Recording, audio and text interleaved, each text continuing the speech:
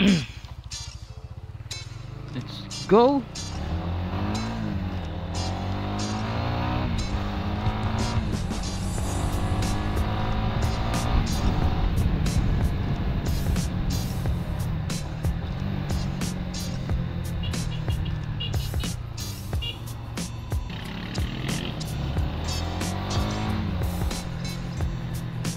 Okay, so yo, what's up sa inyo mga boss, mga paps, mga sir, mga ma'am. Okay, gagamit ulit natin tong aking Winner X.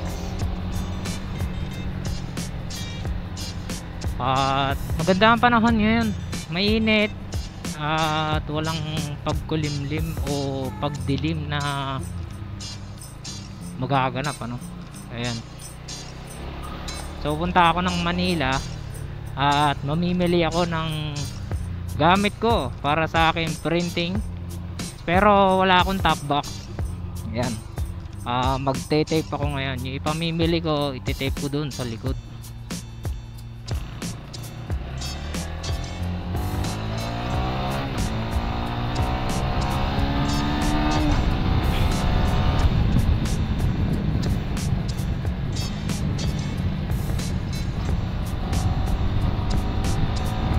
Okay, so ngayong araw ay may pagkakataon ako mag-vlog gamit itong Winner X. Kasi nitong nakaraang linggo, lumuwas na naman ako, pero hindi ako nagmotor, nag-commute lang ako. Kasi yung bagyong Enteng, ano? So, sana yung mga nabaha ay okay na ulit. Pero may nagbabadya na naman na isang malaking bagyo. So, sana hindi siya, sana malusaw siya, no? Nga pala guys, no? As proof na hindi talaga ako nakakaalis or nakakapag-ride, kung napanood nyo yung video ko na nagpalit ako ng panel gauge, siguro magto 2 months na yon nung pinalitan ko. Pero ang odo ko pa lang ngayon ay 447. So mula nung in-upload ko yon, back to zero yung odo natin. Tapos almost 2 months, 440 plus lang yung odo na tinakbo ng motor ko. So yan, proof lang din na yung motor ko ay ginagamit ko lang talaga siya as pang uwi, ano, ginagamit ko lang kapag pupunta ako sa shop namin, tapos uwi sa bahay, or may mga kailangan kunin sa mga malalapit. Pero mula nun, hindi ko pa siya nailuwas ulit. Ngayon lang papagas muna ako dito.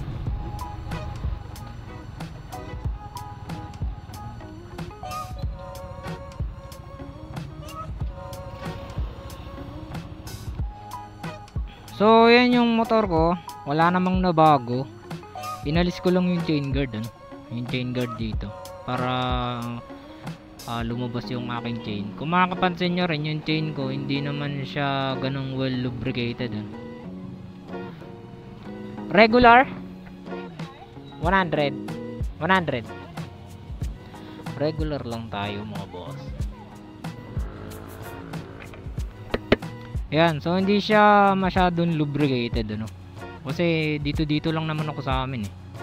Pero yung lakad namin ng 12 at 14, ayusin ko yan, check ko.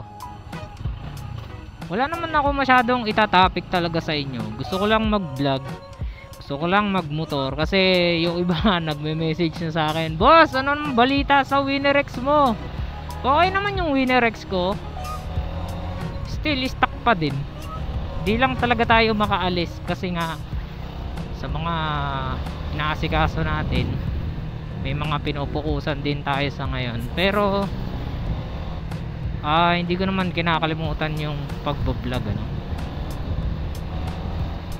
Pagka talaga maisisingit natin, sisingit ko yan. Daming lemon, sako-sako. Sa mga nadadaanan ko dito sa amin sa Santa Maria o dito sa Bocaue, isa itong stretch na to sa favorite ko. Although di laging open to eh.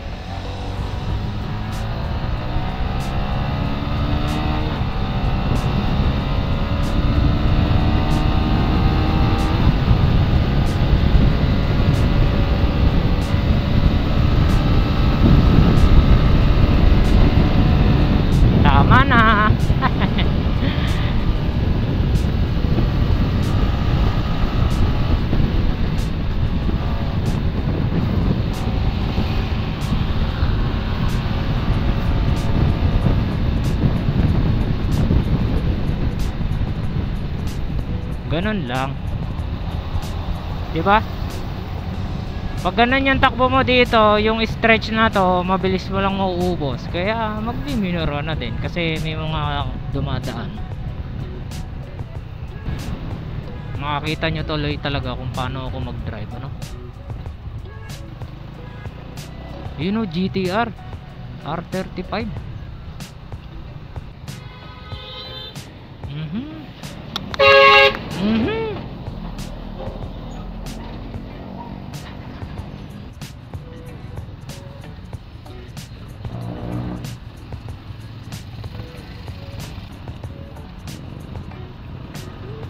Tindi naman ang traffic dito, men. 1:40 ano na, mag-alas 2 pa ng hapon. Hindi pa rush hour yan.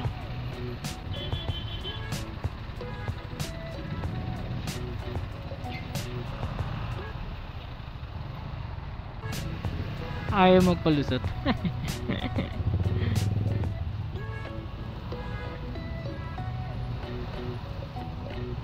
Yan naman pala eh, ginagawa yung kalsada eh.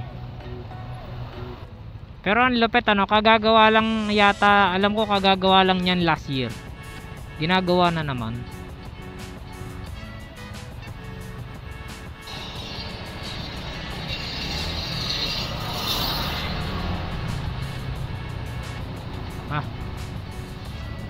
Nakalagpas din.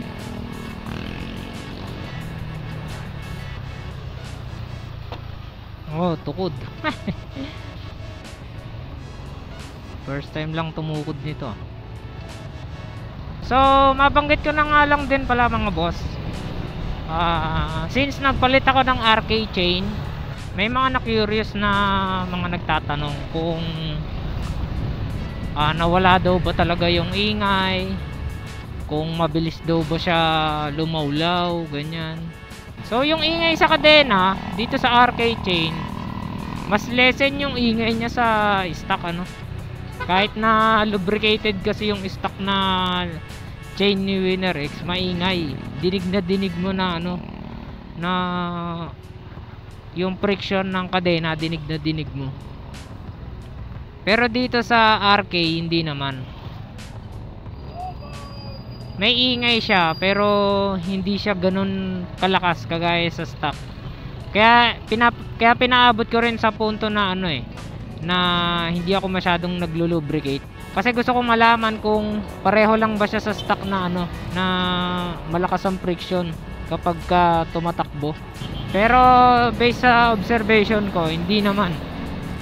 Ngayon, hindi ko naririnig masyado yung friction ng kadena. Wala lang, na-share ko lang kasi may mga nagtatanong sa akin at gusto rin magpalit ng kadena. Kung maingay daw ba talaga. Actually kasi nung stock pa lang yung kadena ko, naririndi rin ako eh. Ilulubricate ko siya.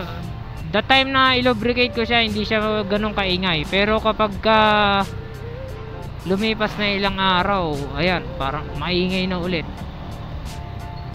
And yung nangyari dito sa resulta ng RK chain, hindi ko naman siya expected na mawawala yung ingay, ano. Malilesen. Siguro mga 80% ng ingay sa stock yung nawala. So doon naman sa kung mabilis siya malawlaw, based sa observation ko, mabilis siya lumawlaw kapag lagi mo siyang binibigla ng patakbo. Kunwari yung primera mo, parang bibiglain mo siya ng arangkada, mabigat yung dala mo, tapos uphill lagi yung dinadaanan mo, diyan mabilis lumawlaw yung kadena kasi nababaan na siya masyado. Pero kung ganitong klase lang naman ang kalsada, tapos chill ka lang naman magpatakbo, hindi siya ganun kabilis lumawlaw. Normal lang. Siguro baka every 2 months ka mag-a-adjust niyan o hindi naman. Kasi yun napansin ko eh. Nung panahon na kakakabit lang ng swing arm ko, syempre hindi naman tayo walwal magpatakbo.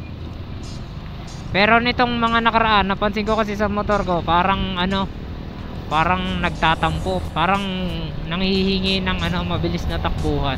So yun, napansin ko nung lagi ko na siyang parang winawalwal.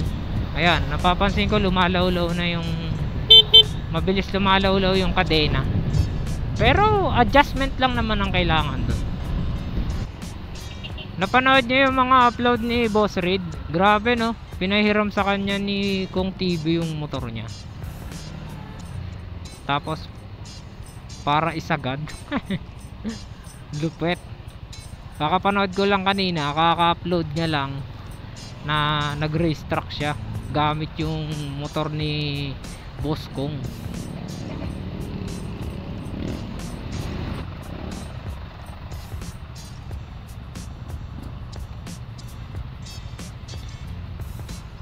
Traffic na ulit.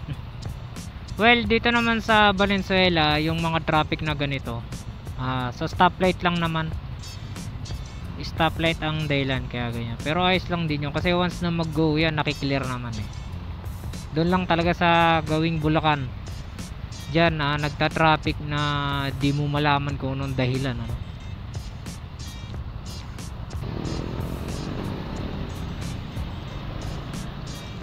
Yeah.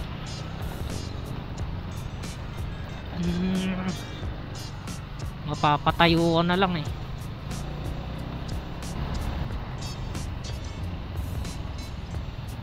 Akala ko kapag mga ganitong oras, maluwag ang daloy ng trapiko dito sa Valenzuela. Pero hindi pala. Parang buong maghapong nagta-traffic dito ah.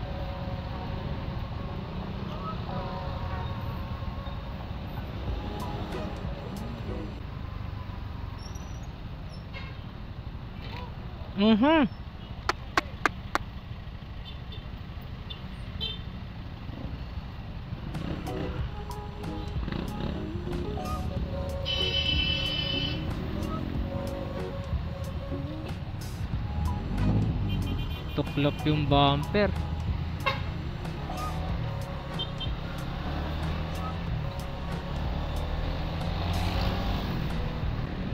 Oo nga pala mga paps,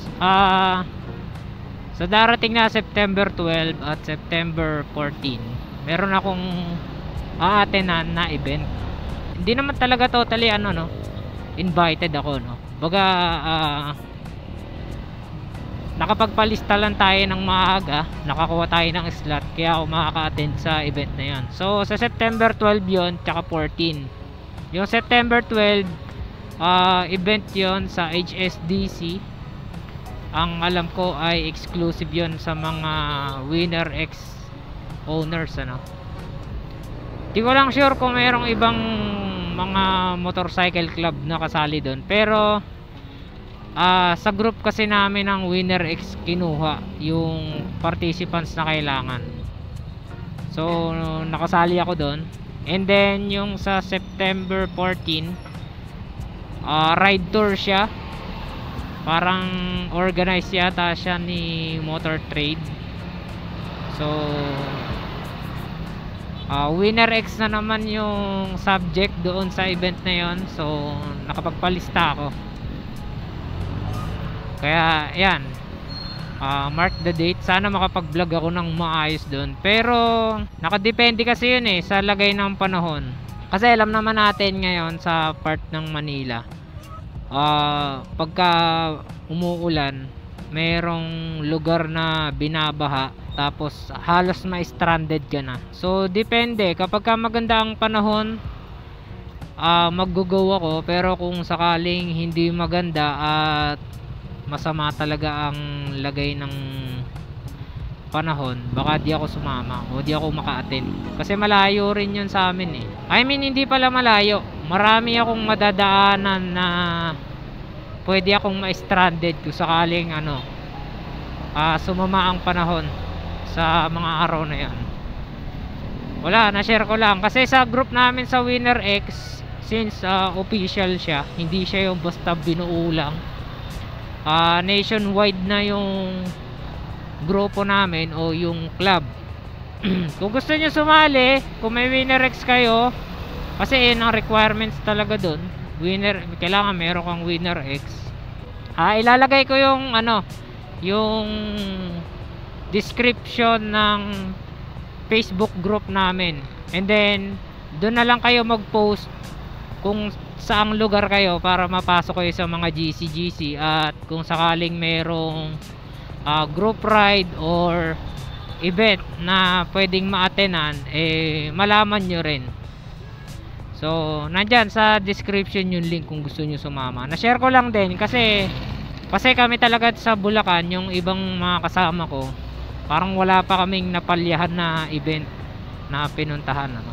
So ayan, nandyan sa description yung link ng Facebook group namin. Mag-join na kayo sa mga naka-Winner X dyan. Ngayon, kung gusto nyo lang naman makapulot ng information about sa Winner X natin, pwede kayong pumasok sa Facebook group kahit hindi na kayo mag-join sa mga GC na yan kung busy talaga.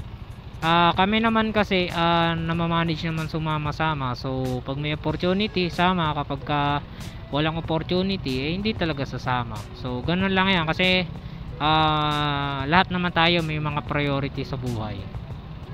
So ayan, hanggang dito na lang siguro kasi traffic na nakikita nyo na yung mga pagsingit ko no. So yun lang mga boss, shoutout sa inyo at magiging active na ulit ako sa pag-vlog dito sa Winner X ko. Pinapangako ko yan, either may ikabit man ako o wala, kung may pagkakataon iba-vlog ko. Pag-usapan natin yung mga gusto nating, yung mga gusto nyong pag-usapan. So yun lang mga boss, ride safe sa inyo. Sa mga, kung nasang lugar man kayo, mag-ingat kayo. So yun lang, this is Motobin. Please like and subscribe, share na din ang video na to para makaikot tayo buong mundo. So yun lang, kita-kits tayo sa susunod na vlog.